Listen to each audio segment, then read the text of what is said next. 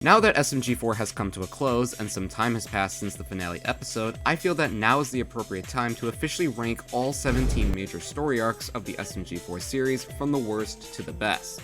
I'll be ranking every arc, mini-arc, or saga. I won't be including any of the episodes that have multiple parts, or any episodes leading up to Meggy's destiny, or Meggy leaving for Port Aurora. I don't think comparing Fishy Boopkin's debut to the Puzzle Vision arc is going to be a fair trade-off. I'll be ranking the arc based off of how much I like the arc, the storytelling, the humor, the character development, the emotional factor, and overall if I just got a good vibe from the entirety of the arc. Just because I love one episode in an arc doesn't mean that it carries the arc all the way to the top. I'm ranking it off of how the entire arc did. Also, my list may differ from yours, so be open to some discrepancy. Also, I love SMG4. Anything I say is not me knocking them down. I also don't think that SMG4 arcs are terrible. There really isn't such a thing as a terrible arc, but I'm going to give my honest opinions on some of these that I really wanted to say, so there are going to be some criticisms included. So, with that out of the way, and an inclusion of a self-promotion, make sure to like and subscribe, and let's get into it. Also, spoilers. Nintendo! Meme. This was probably the start of the darkest era for SMG4 and for Mr. Puzzles. The story just wasn't holding up as well as it was before, the characters' writing became very confusing, and the story in general was just very hard to follow and cost the channel a lot of viewers. The story involved SMG4 building a new tourist attraction on the showgrounds known as the Meme Factory, which acted as his power source. However, Mr. Puzzles wanted to steal that power for himself. He's back! It starts off with a decent premise, but then the story starts to shift on who's the protagonist of the arc, and it just ended up confusing the hell out of me. Are we supporting SMG4, who's been acting like a mysterious villain this whole arc? Or are we supporting Mr. Puzzles, the clear villain, but he now has some redeemable traits from before that we did not know about? The writing reminded me a lot of Home Sweet Home Alone, the movie that was trying to get us to root for the bad guys through the entire thing. And if you're trying to be like a modern Home Alone movie, you definitely screwed up somewhere down the line. Maxwell Johann Mercer. Carol Ellen Mercer. That was not absolute cinema. Don't get me wrong, I like the story being based off of puzzles. Hell, I'm the puzzles guy. Obviously, I'd like it. But I don't think this is how the story should have gone. He went from a sinister threat that was a huge mystery on the channel for over a year into a pathetic villain of the week sort of thing. What'd you call me? Throughout the story, Meggy was also turned into Leggy. Leggy was already a pre-established running joke seen on the show before, but then they tried turning her into a full-fledged character and it just wasn't working for me. They also tried the new arc format with a mini-arc, which was short and sweet so people didn't have to watch a ton of episodes to catch the lore, but I honestly prefer the longer arcs. It allows more time for the story to actually be a story. But it was very clear that this arc was not really meant to have a ton of story to tell. Also, the final episode of the arc was not even a full-fledged finale, or a Wattfee, or a movie, or anything really special. It was just like a 20-minute episode you see every Saturday. This is it. This is one of the few stories I willingly choose to avoid thinking too deeply on. It's a good midnight rewatch, but that's about it. I'm the best rapper, and it's gonna be like that for a while! Your mom calls me toothpaste the way I put white in her smile! This is one of the few arcs that don't have universal high stakes, which is definitely nice for an arc as something different, but at the same time, SMG4 arcs typically do better with very high stakes. So to have a very low stakes arc can be very hard in comparison to some of our bigger and better arcs down the line. This was one that just unfortunately didn't hit the mark, for me at least, for me. The arc features Bob Bobowski going on a journey to become the world's best rapper and relying on some pretty shady methods to do so, and even willing to hurt his friends he made along the way. The arc itself is fine, nothing too crazy happens, but I think it falls flat on a couple of points. For one, this arc released immediately after the Waluigi arc, which had an amazing story, so trying to combat that story with a lower stakes story was already in itself a tough task to complete. It even was sort of a continuation of the Waluigi arc. At some points we see Waluigi using the lessons he learned in the Waluigi arc to help Bob through some of his character development in this storyline. Also, this was only the second arc. The team really didn't have a ton of experience at the time making full-fledged stories, so I kind of give them a pass on this one. The story itself was fine. They portrayed Boopkins and how he handled the betrayal very well. They gave Cycle a meaningful role in the arc, learning the value of friendship. This is also Luigi's biggest role in an arc. He kind of was watching over what happened and told everyone what was going on, kind of leading the path to Bob's downfall, which was good for Luigi. We never see anything else like this out of him again. Luigi. Like I said earlier, I don't think any of the arcs are bad ones, even this one in the Meme Factory saga. I just wish this arc had more to it. It's a good occasional rewatch, but not one that I'm gonna go die to watch for over and over again. Although for a story called The Rapper Bob Arc, you'd think there'd be more rappers in it.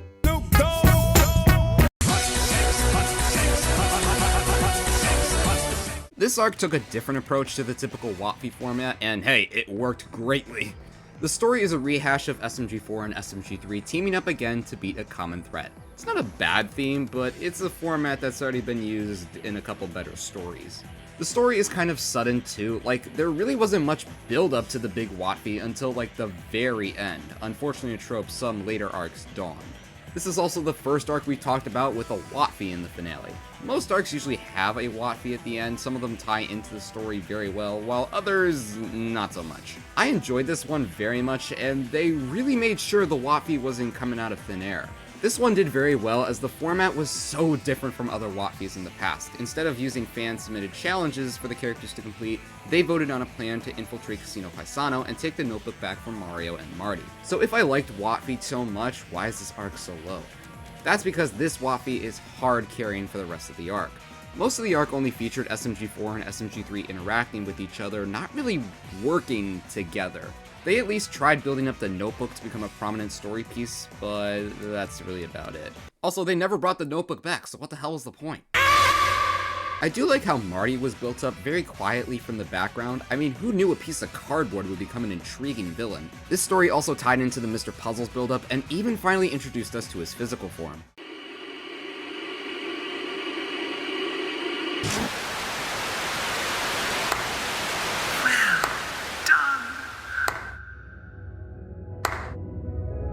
What a show that was. Great choices. We should really do this again sometime. It was perfect. Perfect. Everything, down to the last minute details. All in all, this story added a lot to the show, but like I said earlier, this all came from the last 3 episodes of the saga. The beginning of the story was just the 2 characters getting to interact more. Love the WotF, but the buildup was just a little weak. Boy, I love a reunion! Okay, seriously, what is going on here? Another puzzle-centric arc near the bottom of the list? Trust me, it gets better. This saga focuses on Mr. Puzzles at his lowest point, as he goes all in on the 2 goals he desires the most: fame and friendship. He does this by taking over Disney World in an attempt to live out his childhood dream of owning an amusement park. Sorry, but where in the fiddle flam did that come from? You are not Dr. Eggman. Is this a towel? What am I supposed to cover with that? Are you making fun of me? I think this arc does much better in the build-up compared to last year's WotF's build-up, and the story is actually held up kind of well? Question mark? It's honestly opinion-based. I think it's fine, but other people have complained in the past. This time, I think they did better with puzzles being the focus of the story. Unlike the Meme Factory saga, I can actually follow the story this time. Wow, what a concept. I think the build-up worked for the story, and even changing the hero of the story worked kind of well this time, because it showed the downward spiral Mr. Puzzles went through to the point he became the big villain once again, and SMG4 had to step in order to stop him. And they made Puzzles menacing again, which I am always grateful for. I will forever remember the horrifying screams of Meggy being crushed back into Leggy. Last chance! Come on out, Leggy! Go to hell!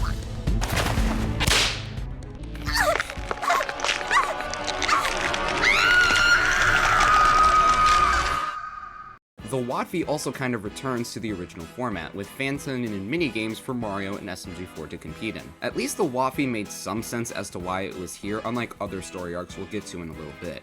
I think the pacing was a little rough though. It just felt like everything was rushed and some story elements were completely forgotten about. Did they forget Mickey was just freaking killed? I'm gonna get revenge for Mickey, Donald. Oh, yup. I think my other biggest gripe was that the ending was kind of anticlimactic. Puzzles being thrown in jail, while yes is a good ending so that he could inevitably return, it was a smart choice, but at the same time it just felt kind of boring. That's like giving William Afton community service for all the kids he's murdered. And the heroes learned pretty much nothing from the story. Overall, the story worked fine, it was just held back by a couple things. I think the key thing was that SMG4 didn't have as many viewers as the channel used to have, so it was kind of suffering from that. Also, Puzzles wasn't back to his full potential yet, so that was kind of a hindrance towards that storyline and a hindrance towards the character. Honestly, this Watfi saga and Watfi 2023 saga could be interchanged based on your preference. I'm gonna stick with Watfi 2024 though, there was just a little bit more that I like there. No style. He has no grace. This punk is a gun. I know a lot of people have gone out and said that this is the worst arc of the show, but I have to disagree. Wow, weird to think that people would ever disagree on the internet. I mean, that would never happen, right? This is the last official quote-unquote arc of the channel before they moved on to the saga format. This arc follows the SMG4 as he is under attack from a more vindictive and aggressive Nintendo, with a much more aggressive legal system under their new head lawyer, LawyerCon. This arc definitely has some episodes I'll just casually watch. Like, I watch Breaking Luigi a lot. It's one of my favorites to watch just casually. The rap battle this time around was definitely one of my favorites. I think ever since this rap battle, the other ones started to improve so much in quality, and they even released the instrumentals to these songs. I may jam out to these guys a little bit too much in my car. I might have a problem. The arc gives the typical characters time to shine like Mario, SMG4, Maggie, and hey, even Luigi gets a couple moments of fame. However, the other side characters and even some major characters get pushed into the shadows. Hell, even Tari says it herself that they practically did an arc without her. But why is this arc so critically unliked by the majority?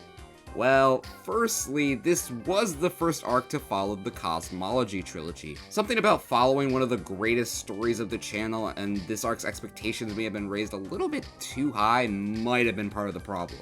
It's a tale as old as time, sequels always struggle, that sort of thing, unless you're Puss in Boots. Hey, you wanna see something cool? Another major complaint, it's just the YouTube arc all over again. That was the biggest complaint that the lawsuit arc had. The exact same plot concepts as the YouTube arc occurred here. And I mean, I kind of see it. SMG4 crew get attacked by someone, the majority of the crew gets deleted from the world except for Mario. Mario goes on a journey to save the crew, then they compete in a Watfi and the crew saves themselves from being deleted. Also, this was the arc with the Watfi that made the least sense. Like, they started it with an actual court case, but then Kirby randomly thought it was a good idea to do a Watfi. It just felt so forced. Thank God they changed up the format in Watfi 2023 to keep it fresh and relevant towards the story. I wish I could put the lawsuit arc a bit higher, but I can't ignore the obvious inconsistencies of this arc.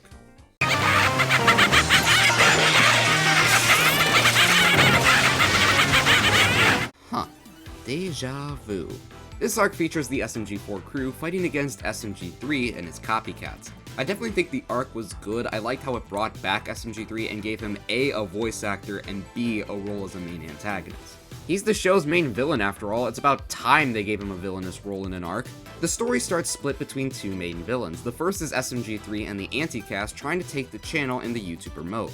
The other being Susan Wojcicki, the CEO of YouTube who's trying to torture Mario out of revenge. I always loved reading her subtitles though. When I first watched the arc, it did really well, but I think over time I slowly liked this arc less and less. Don't get me wrong, I still like the arc, but it really didn't utilize a lot of its major characters. Axel, Shroomy, and even Bowser was missing from the main action. It also introduced a lot of forgettable side characters, like how often do you hear people say that they really liked Belle, or Wimpu, or Rob? Who? I also don't really recall any of the episodes in this arc outside of the Watfi and the deletion episode. Also, this was the first arc to truly normalize an arc ending with a Watfi. The Waluigi arc did this, while the Rapper Bob arc and the anime arc did not. I think a lot of people liked Watfi ending the Waluigi arc, and it worked well for the Waluigi arc. So around the time Watfi 2019 was released, many people probably found it anticlimactic and forgot about it. If I didn't have a great memory, I probably would have forgotten about Watfi 2019 too. How's your memory so great when you can't remember anything from the YouTube? Overall, a good arc, but not one I grew fondly of over time. Thank you so much for watching our show. I know some people may not consider this an arc, but it was a major story that SMG4 was telling, and it was the last thing we got out of the show, so I'm gonna include it anyway. Sorry. The arc focuses on SMG4 going on the last adventure with every single character from the show. And I mean every character. From classic characters to main characters, heck, even the side characters got an episode. Each episode was like a special event, each having a different way to show off the character's last journey.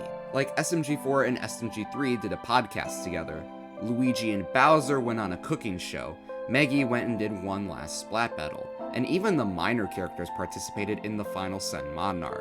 This all led to the finale movie, which ended the show with a good message that nothing lasts forever. In my opinion though, the finale wasn't everything I expected it to be. We didn't get any real time to see the characters we grew up with going on one last adventure together. Instead, we only spent time with Mario, which was funny, but at the same time, left a tiny sour taste in my mouth. I get each character was supposed to have a final send-off episode and all that, and I respect it. But I really thought one last adventure should have been the way to go. Don't get me wrong, I love the finale and almost teared up at a point or two, but it just left me thinking this should have been Mario's send-off episode, and then we get a grand finale after that. I know I'll get some pushback on this, but I also know the person who lives in my head is always right. I felt I had to put it towards the middle of the list. It's definitely a great arc that can grab the viewer's attention, but I feel it isn't as impactful as some of the other stories that have been created on this channel. So I think the middle of the road is a good way to leave this final arc. The lore, guys! The lore! The lore! Ring the lore alarms! The lore! Wait, hold on a second. I'm putting the Revelations arc at number freaking 10? What the hell is wrong with me? First off, a lot. Second off, like I said earlier, I'm ranking the arc as a whole, not just the Revelations movie. If I was though, then this would be a number 1 without a doubt in my mind.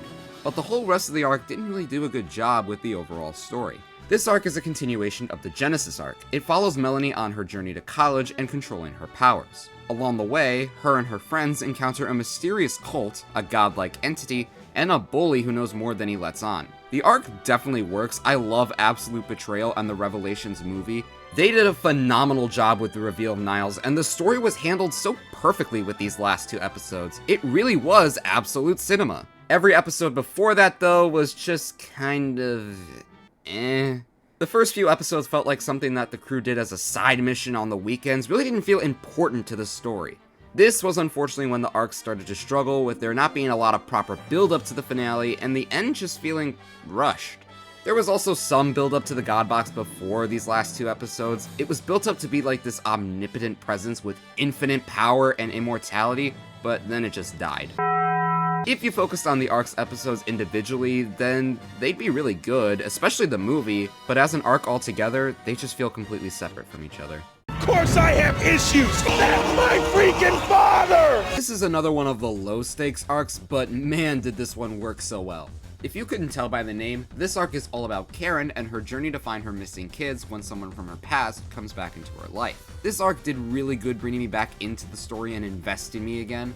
I love how Karen is truly trying to protect her kids while doing the best she can. I also love how they planned this arc out, especially with the character writing. How Karen was a kid found in the streets, how the kids love their mom but can still have their moments of being, well, kids, and our new antagonist works really well. I feel like they did a really good job writing his character. He's careless, he's reckless, he's everything Karen strives not to be.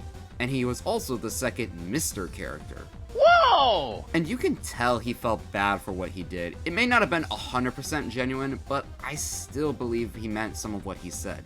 Even if he turned into a complete psychopath, you could tell he felt bad for what he did. This is also the second arc where Mario serves as an antagonist. Honestly, this was one of the few aspects of the arc that really didn't work out. At the end of Hobo Mario, he looked clearly possessed and was under mind control from talking on that walkie-talkie, but 1 episode later, he's back to being his normal idiot self. And even when Karen and SMG4 go to confront Mario, he doesn't really even have a purpose to fight them. Also, Mario doesn't even apologize at the end, and he barely plays a role in the Silence of the Cats movie. Literally, Mario was not necessary at all to the story whatsoever, outside of kidnapping Karen's kids. Wow, alliteration. Overall, the storytelling was amazing. It kept us on our toes for a low-stakes arc, the characters were incredibly well written, and of course, the Mr. Puzzles teaser at the end was just mwah, perfect. So what do you say? Wanna be friends? He's back! And I get it! Yippee-ki-yay, mother. Okay, now you're just quoting movies. This is without a doubt one of the darkest stories of the whole show. The saga focuses on Meggie and the crew traveling to the town of Western Spaghetti, where her idol One-Shot Ren resides. They go to meet Ren and hope he will inspire Tari to become stronger. But some weird things happen on the trip down, and not everything is as it seems in this western town. Holy shit, I just rhymed. It's nice for Tari to finally get some more story. After being the last redesign and Tari not having a major role in the Revelations or Lawsuit arc, the team did a good job writing the dynamic between Meggie and Tari. They also handled the mystery of what's going on in Western Spaghetti really well. The mystery definitely was a surprise. Get out. Ren was also a really good twist villain. I know the never meet your heroes trope is an old one and a used one at most, but it's still a good storyline. Also, there was the inclusion of Mr. Puzzles, this time in the form of the TV adware. This was something that was built up previously, and now they gave this plot point more of a chance to shine. This just created more and more theories of what the TV adware was. The live stream was also pretty cool. I wish there were more live streams before movies or other events, as this one was definitely the calmest of the bunch. But I still love the additional hype and mystery being created. I also think the Western Spaghetti movie is a cinematic masterpiece, as, like I said before, probably like 20 times in this video alone, the story was written really well, and it covered every character pretty much. The only thing is, again, the lack of build-up. It's better than other arcs like the Revelations arc or Waffy 2023 saga, but most of the build-up was used via community posts, rather than using actual episodes, with the real biggest build-up being in the episode right before the movie. I wish they added more of an influence like Ren watching them the whole saga, or TV being present in some additional scenes, or just another episode in between Ready to Ride and the Western Spaghetti movie. That'd be kind of nice. But without a doubt, the Western Spaghetti saga is a great storyline from SMG4 and a great addition to the Puzzle Vision saga.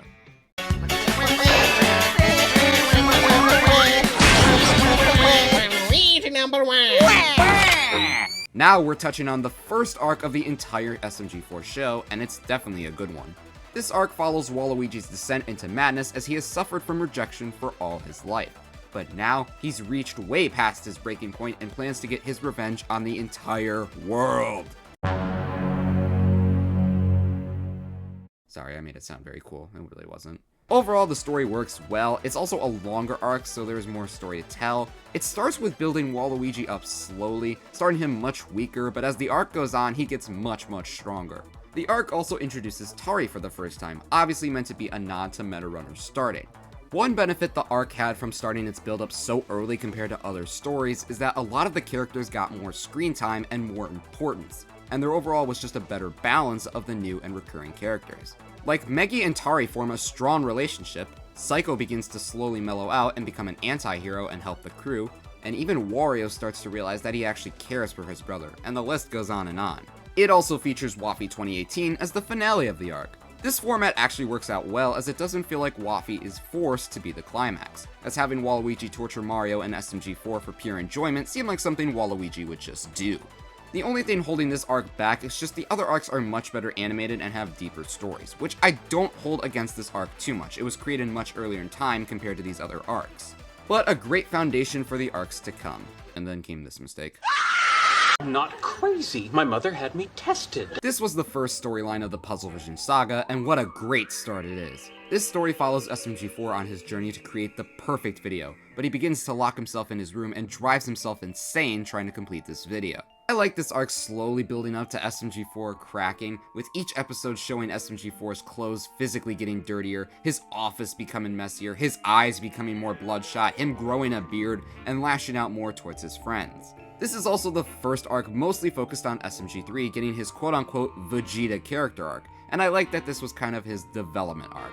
His redemption in both the Genesis and Revelations arc were good and a nice secondary story to have, but it would occasionally be put on the back burner, so to have an arc focus on it is nice to see. I also like that they gave Tari and Bowser each an episode in this arc, even if they didn't play a huge role, especially with Tari not being in the Lawsuit arc. This was also the first time we meet Mr. Puzzles. That's why he's the GOAT! The GOAT! And they introduced him very well. I like how they decided to keep him a mystery for another arc to build a bigger plot. But then the writers did something nobody expected and decided to destroy Peach's castle. I understand why they did this, and there were multiple benefits of destroying the castle. It ditched another Nintendo asset, which they've tried doing in the Lawsuit arc with the redesigns. It started a new chapter for the show in a great way, and it introduced a new villain and showed off how intimidating and dangerous this TV adware was. I don't think there were any real complaints for the story, just that the other ones were that good.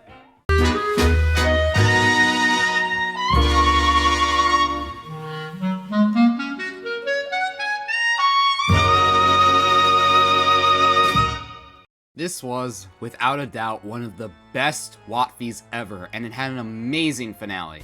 This story acts as a direct continuation of the Breakout saga, more on that one later, where it shows Mr. Puzzles, Mr. Weapons, and Toomp struggling to make it by ever since their fight at the showgrounds. I like how this story focuses on the 3 different sides of the saga. It shows a couple episodes with Mr. Puzzles' perspective and how he is struggling but also learning on how to become a better person. We get a few episodes of the SMG4 crew just being themselves, as they really didn't need to harp on the fight between the 2 villains. And we also get a Weapons and Toomp episode, and how Toomp confronts Weapons about his overprotectiveness. And then comes Watfeet 2025, which, my god, they did so good with this one! This is one of my favorite SMG4 episodes of all time. The fact that they referenced so many other older videos was awesome. The writing for every character was fantastic, minus a few characters. Not naming any names. I also like that they switched up the formula again. Rather than having fans submit challenges, the characters had to survive different events based off of previous episodes, which I found super cool and unique. I know a lot of people didn't like that there wasn't much direct build up to Watfeet 2025, like no place to submit challenges, no trailer, although the fan community did a good job covering that one. We even went without an episode for a week just to make sure that Watfeet 2025 was perfect, and it was a sacrifice well worth making. And the finale was amazing, seeing all of the arc villains team up along with Mr. Weapons and Toomp. Not sure why he did that one though. Man was completely fine with watching the universe be destroyed just so he can beat up Puzzles. And then they brought back almost every character from the past. They literally pulled an endgame out of their asses, and I loved it. Especially the X and FM team, and everyone helping take out the villains, which again was amazing. Wait, did I say spoilers earlier? Spoilers! And then Puzzles and Weapons made up, and I love the way they did this. He knew that no amount of talking would deter Weapons or erase the pain. Puzzles knew that Weapons was only driven by anger and revenge, and nothing would stop him besides letting him release the anger inside. Puzzles knew what he was doing and knew that A, he deserved the beatdown, and B, that there was no other way. The writers really knew their characters here, especially for these two. It takes a lot to do that, and even more work to pull it off as great as they did, so props to them. Okay, I know I've spent most of the segment glazing Watfeet 2025, but it's just that good. My only complaint is that you can tell this was a little rushed. There were a few plot points that were built up and had no payoff, or just felt like they had no purpose whatsoever. Like, Puzzle spent so much time trying to get closer to Karen and the kids. Where did that lead to? I don't know. Why did Weapons and Toomp randomly seek vengeance on Puzzles anyway? I don't know. How did Puzzles learn about the YouTube remote and come up with his master plan? I don't know. How did Weapons and Toomp find Puzzles' hideout? I don't know. What purpose did the Death Cube add to this story? Wow, look, nothing. Also, Weapons and Toomp only got 1 episode together. That was kind of criminal. I definitely would have preferred having 1, 2, even 3 more episodes to build up this story. That's why I prefer longer arcs. Sure, it takes more time to tell the story, but it gives you more time to build the story and show even more. If this saga was given that additional time, then this easily would have been in the top 3. Puzzle. I know you're really excited about Puzzles. Love puzzles. Okay, maybe a little bit of bias here, but I had to. However, I do understand that the arc shouldn't be number 1. Whatever. If you know my channel, you know that my favorite character of the channel and of all time is Mr. Puzzles. And you also know I like it when Mr. Puzzles is a threatening villain. And this arc gave me both of these things, along with the song of creative control. I don't need to check my Spotify, this is my most played song this year, and last year, and the year before that. The story follows the SMG4 crew acting out very famous TV shows and movies with their new best friend, Mr. Puzzles, and explore some dark secrets along the way. I obviously love the format where the crew went and performed different TV show parodies, like Blue's Clues, Scooby Mario, and many more. Each episode being a part of Mr. Puzzle's grand plan for 5 stars and global domination. Don't know how the two correlate together, but hey, it's still a pretty cool plan. One detail each episode showed off really well was Mr. Puzzle's breaking over the course of the arc and getting more impatient and insane. The movie was a spectacle, getting to go through a ton of different shows, especially the South Park segment. The way they animated Bob and Bootkins in the South Park style was awesome. I think my biggest complaint with this arc is the way they defeated Mr. Puzzles was kind of anticlimactic. Don't get me wrong, I like the Team Rocket reference, but I don't know, it just felt very uneventful. This was the villain that caused 3 major events for the SMG4 crew that changed each of their lives forever, along with being the biggest mystery of the show for a long time, and his fate was just so... Overall, the arc was one of the best storylines of all time, and it introduced one of the best villains ever. Which means x squared times the hypotenuse of y squared divided by the absolute value of friendship equals Dookie! This arc had some of the greatest character writing and interactions of the whole show. This story follows Mr. Puzzles enlisting Mr. Weapons and Tomb to help him escape prison. However, as they began their partnership, it evolved into an unexpected friendship. It definitely beats the fan theory of us getting Mrs. Puzzles. I appreciate that they didn't skip the 2 first meeting each other. They spent the 2nd episode of the arc being a flashback, and it shows Mr. Puzzle's side of the story during the events of Silence of the Cats, and shows us how Puzzles got in contact with Weapons. One thing that I love the most is how Puzzles and Weapons work amazingly together. The 2 are polar opposites and come from completely different worlds. How could they possibly work well together? Kudos to the writers, they knocked it out of the park when writing these 2. And I love that they utilized every character perfectly and connected them all together in one story. It also took the interesting plot point of Puzzles being on death row. I think some of the best villains are usually peak when they know they don't have much time left. It makes them even more intriguing to see what they do next. It also makes their next moves completely unpredictable because they know they have nothing else to lose. Each episode also left you guessing on what that next move was gonna be. It was clear Puzzles had another trick up his sleeve, but you never knew what that trick would be and who it would be against. And this came all perfectly in the movie Guns N' Puzzles. The whole movie was so well written that I literally watched this 3 times in a row the day it was released. I also am shocked with the way they decided to end this movie. Puzzles apparently was planning to betray Weapons from the very beginning, but throughout this whole arc, Puzzles began having second thoughts, and it all came down to one moment where he had to make a choice. Puzzles didn't expect to begin liking Weapons and becoming friends with him. All he knew in his life was to lie and manipulate to get what he really wanted, and he couldn't let go of his old life. So he made the only choice he knew how to do and returned to the status quo. I love the way they did this and how they went and did it again with Jax in the Amazing Digital Circus. You should die. You should throw a beach party. Why do you swear now? In the end, Puzzles fights Weapons and Tomb in the TV dimension, which was a cool callback to see again, and in the end, Puzzles destroys his relationship with Weapons and Tomb and Maggie. He then realizes he was wrong about everything and ruined the best things in his life. Now he has no one left. I love when Puzzles realizes what he did and how he reflected on it. We could see the guilt a mile away, and the crying scene always gets me. It also leaves us off on the cliffhanger where Puzzles vows to make things right, and all we can do is wait. Thankfully, they followed it all up perfectly with the WotV 2025 saga. Overall, this was an amazing arc that is definitely underappreciated, but these next 2 just had to be at the top. What is the number of the day? Well, it's 0. This is the arc that really kicked off the cosmology lore and a whole new era of SMG4. The story focuses on the origin of SMG4, the origin of the meme guardians and the meme lifecycle, and the most dangerous threat of all.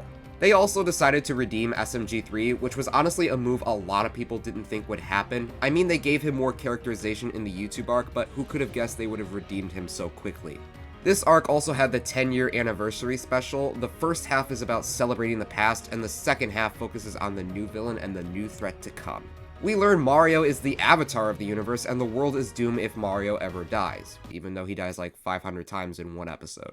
We also learn that the 2 hobos from previous videos are meme guardians from another universe, and we learn that Tari's neutral special is a gun. I love that every episode can build off each other so well, and there aren't any inconsistencies. The story just worked and is something that can keep the viewers invested and entertained.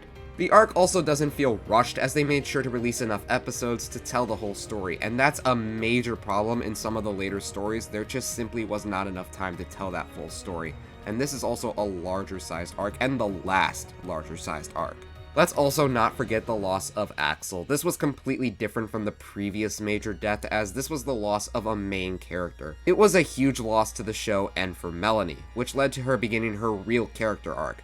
It was a great way to build a character who is still relatively new to the series by giving them a burden they will be forced to carry with them forever. The only reason why this arc is not number 1 is the fact that not every character was utilized to their fullest potential, unlike the number 1 pick.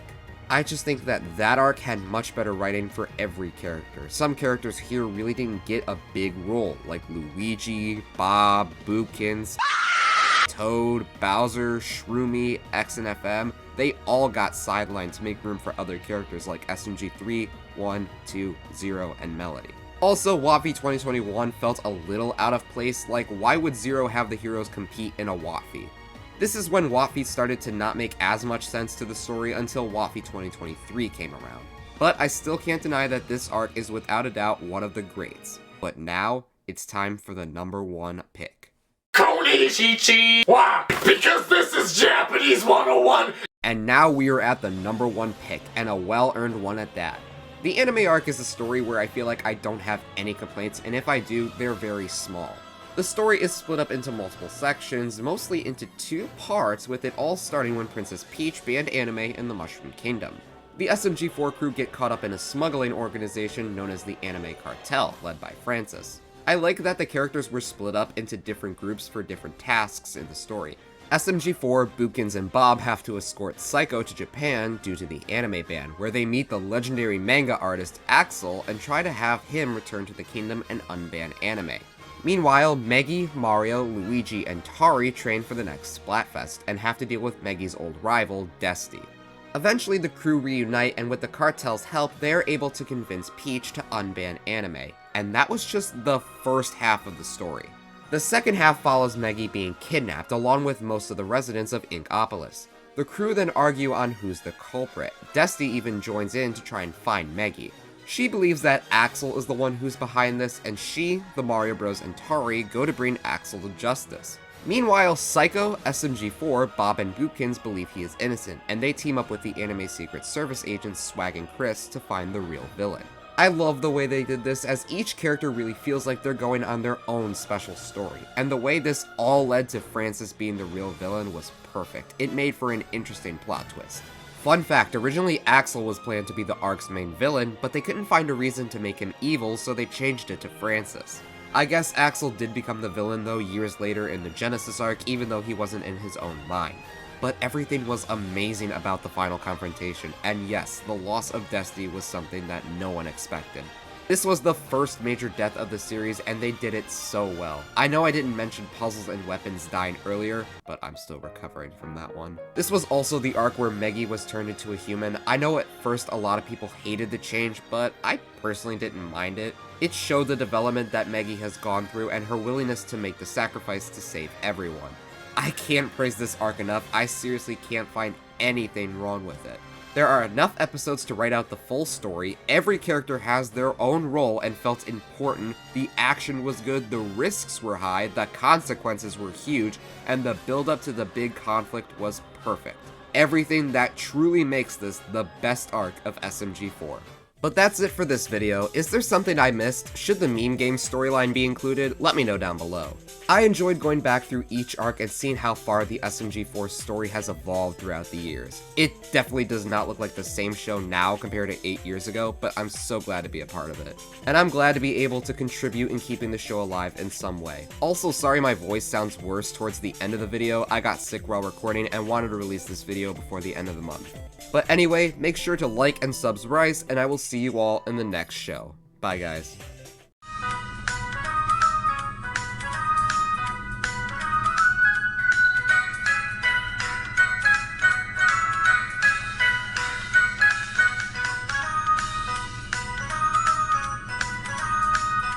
Sorry.